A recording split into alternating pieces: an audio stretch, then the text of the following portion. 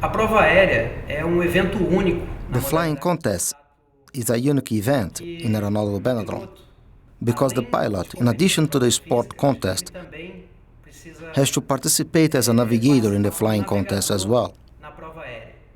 This is very interesting because you have the possibility to share experiences with pilots from other nations, try out other aircraft, maps, procedures, and above all, we have the opportunity to show our operational skills from planning to execution in a low-level flying mission, which is a typical military flight. The flying contest consists of timetable low-level navigation. The legs and checkpoints should be suitable for testing the pilot's skills in the preparation of the mission, low-level navigation, and timekeeping. Although not mandatory, the flying contest is very welcome in map events. The host nation must provide aircraft and crew, while the competitors, after planning the mission along with their teammates, should fly and provide the pilot with all necessary information regarding navigation and timekeeping. Men and women compete as equals.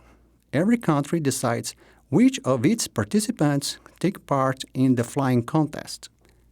Pilot and navigator must be able to communicate in English. A two-seater airplane is required for the competition, ranging from training aircraft to fighters.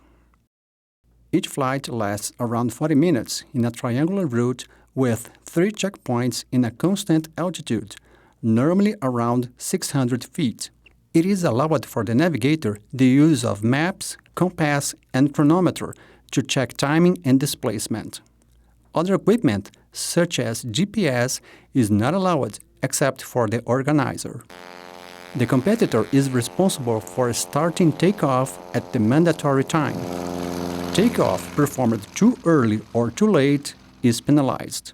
Checkpoints 1 and 2 focus on measuring the accuracy of the navigation. The checkpoint shall be a characteristic landmark, like a bridge, a railway crossing, or a crossroad. The checkpoint must be passed with an angle up to 30 degrees of the heading of legs 1 and 2, on a constant heading from a distance of 2 kilometers, at the briefed altitude and at the stated time. The referee team stays in the terrain to judge if the place where the plane crossed the vertical of the checkpoint is according to what was planned. There is a tolerance of 5 seconds and 50 meters to obtain the maximum of 1,000 points. Thereafter, the points are progressively decreased up to a maximum of 15 seconds and 500 meters, when the score is 0. Checkpoint 3 measures the ability to keep the timetable. The finish is defined as a line of 100 meters in length. It shall be clearly defined by the organizer and visible enough for the crew to mark on the map and see from the air like a taxi strip or the limitation of a runway.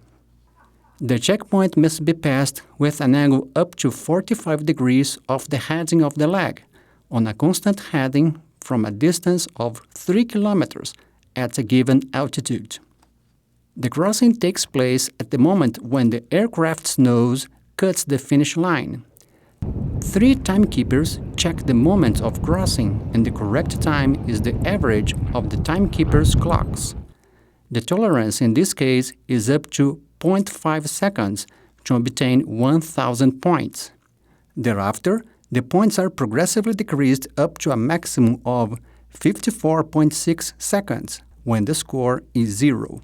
One member of the jury per checkpoint is the coordinator of the referee team. All the material needed to plan the mission, like map, compass, ruler, flight computer, as well as technical data from the aircraft, jet seat, safety procedures, and forecast conditions, are provided by the organization in a special briefing. GPS trackers or other devices that aid the result system may be used by the organization of the event. The flight contest is normally held on the 3rd day of the competition.